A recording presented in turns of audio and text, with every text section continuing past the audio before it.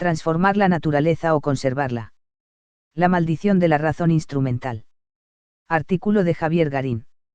1. Transformar o conservar. La crítica de Theodor Adorno a las tesis sobre Feuerbach de Carlos Marx. Si Adorno no hubiera escrito de manera tan deliberadamente abstrusa, cierto pecado de elitismo académico lo desmerece, habría adquirido mucha mayor influencia ideológica que la que tuvo, que no fue poca. El tiempo ha revelado que sus ideas eran no solo interesantes y originales sino también en algunos casos anticipatorias. Aunque en su momento otros autores de la Escuela de Frankfurt fueron más conocidos y tuvieron mayor predicamento, Adorno era considerado no solo un autor difícil sino negativo, pesimista, amargo y a contramano del relato victorioso de las izquierdas sesentistas. Lo cierto es que su amargura, explicitada en su obra Dialéctica Negativa, que postula el rechazo de la concepción evolutiva, progresista y cerrada de la versión hegeliano-marxista de la dialéctica, es lo que lo ha hecho perdurable. Pues demostró tener razón frente a visiones más complacientes con la destructividad implícita en la naturaleza humana. En tiempos de crisis global climática y extinción masiva de especies provocadas por el hombre, antropoceno, Adorno adelantaba ya en los años 60 algunas de las ideas que hoy retoma el movimiento ecologista, pese a no haber centrado su reflexión en cuestiones ambientales. Una de sus más interesantes aportaciones es su rechazo a la famosa tesis sobre Feuerbach que Marx enunciaba así: hasta ahora los filósofos se han ocupado de interpretar el mundo, y de lo que se trata es de transformarlo. Para Adorno esta idea es profundamente equivocada y nefasta. Justamente esa transformación del mundo que preconiza Marx y que es también el caballito de batalla del capitalismo burgués, a la que Adorno y Horkheimer llaman el triunfo de la razón instrumental, la razón entendida como capacidad de manipulación del mundo real, es lo que está destruyendo ese mismo mundo. La razón instrumental triunfante ha demostrado, según Adorno, que el hombre es muy exitoso en destruir y que su progreso consiste en haber sabido evolucionar desde el arco y flecha hasta la bomba atómica. Para Adorno la función crítica del pensamiento consiste también en criticar la idea misma de transformación. Rechazando el progresismo marxista clásico, Adorno da a entender, visionariamente, que el problema no es transformar el mundo sino tratar de conservarlo para que no terminemos de destruirlo por completo. De esta manera anticipa en décadas las posiciones ecologistas hoy en debate. 2. Adorno y el anticristo de Manuel Lacunza. En la obra que compartió con Horkheimer, Dialéctica de la Ilustración, Adorno y su coautor postulan convincentemente la crítica de la Ilustración en tanto primado de la razón burguesa, la razón instrumental. El espíritu burgués puede también expresarse como espíritu del mundo o espíritu de la Ilustración, la consagración frenética y acrítica de la razón instrumental, eficiente para obtener los fines propuestos pero desentendida de la racionalidad de los fines mismos. Es ese espíritu el que, según Adorno, condujo directamente a Auschwitz e Hiroshima y convirtió al sueño socialista en Joseph Stalin. Es curioso, notable, pero no extraño, que esta misma cuestión fuera percibida con nitidez por un pensador religioso del siglo XVIII, dotado de una nada desdeñable vocación profética, el jesuita chileno Manuel Lacunza, de quien hablo extensamente en mi libro Anticristo, historia de una profecía jesuítica sudamericana. Manuel Lacunza expresa de manera teológica y escatológica los peligros del espíritu de la Ilustración, en tanto razón instrumental y destructiva, bajo la figura del anticristo colectivo o sistémico contra el cual eleva su voz de advertencia en su famosa obra La venida del Mesías en gloria y majestad.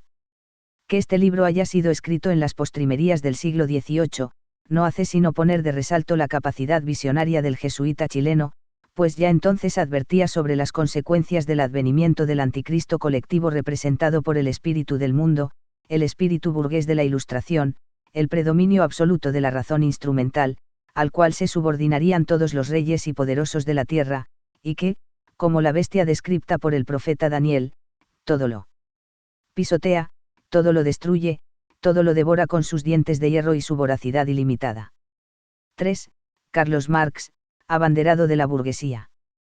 Cuando Adorno replantea la dialéctica marxista, ejerce al mismo tiempo una crítica implacable hacia el contenido burgués del marxismo entonces prevaleciente. Esto podrá parecer sorprendente, pero no es novedoso, ya que el pensamiento de Marx, con todos sus indudables méritos, se encuentra profundamente imbuido por el espíritu de su tiempo, es heredero de la Ilustración, se inspira en la filosofía burguesa de Hegel y en la economía política burguesa de Adam Smith y David Ricardo, adhiere a la fe positiva en las ciencias como liberadoras, ensalza la razón burguesa y hasta llega a reivindicar el colonialismo europeo como avance de la civilización y como etapa inevitable del desarrollo histórico que debe ser apoyada con entusiasmo. Y repito, no intento desconocer los méritos y hazañas intelectuales de Marx, solo señalar su profundo imbricamiento en la mentalidad burguesa. Hasta su economicismo responde con toda nitidez a la concepción del mundo de la burguesía, que hace de la economía el centro del universo. Son típicos de esta actitud los textos en los que Marx demuestra su profunda antipatía e incomprensión hacia los pueblos eslavos y latinoamericanos, su burla y descalificación de las luchas populares de los polacos y de la figura de Bolívar, a quien denigra de manera increíble, revelando la profundidad de sus prejuicios burgueses y eurocéntricos.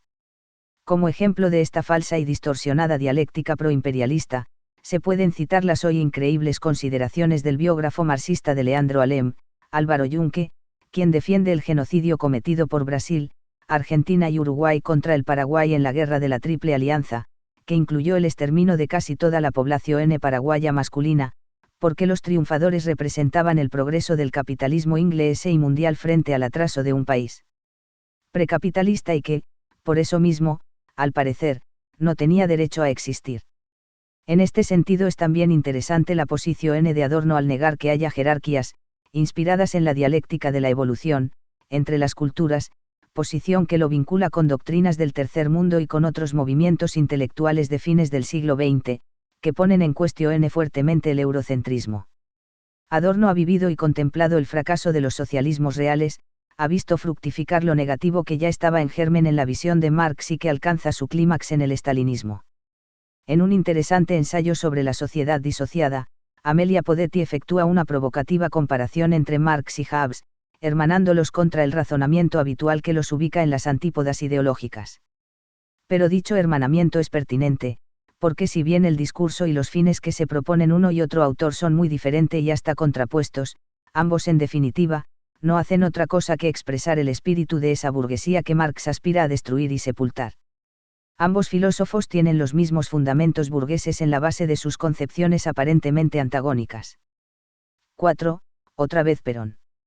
En su mensaje ambiental a los gobiernos y pueblos del mundo, Juan Perón plantea pionera y claramente que la cuestión ambiental trasciende las fronteras ideológicas y refleja el conflicto más profundo de las relaciones entre el ser humano y la naturaleza.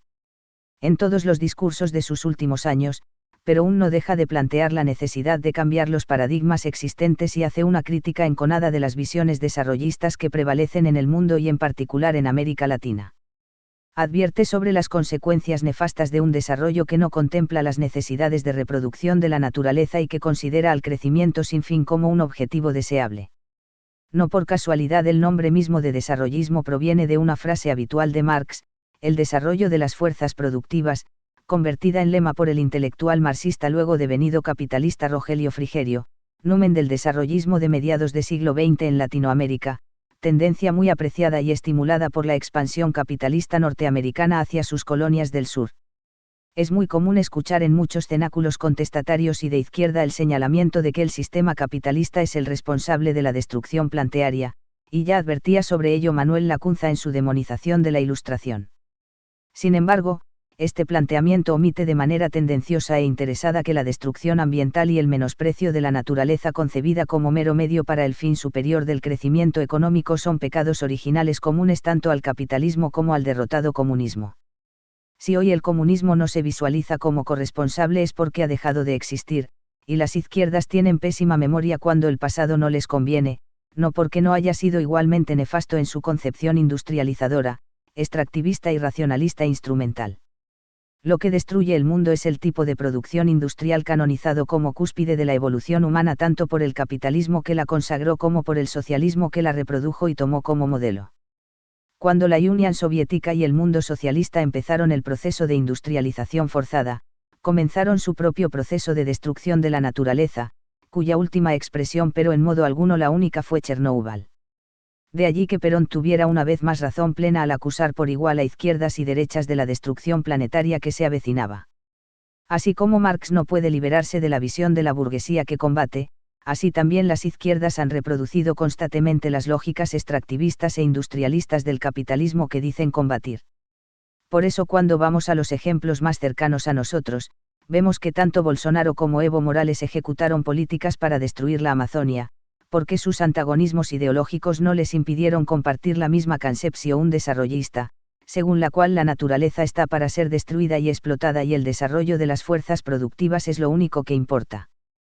Por eso también la izquierda latinoamericana ha apoyado los cultivos transgénicos y el agronegocio, adoptando mansamente los desarrollos tecnológicos de las usinas de las multinacionales alimentarias, y cuando el paraguayo Lugo intentó resistir a la aprobación de cultivos transgénicos fue destituido en menos que canta un gallo.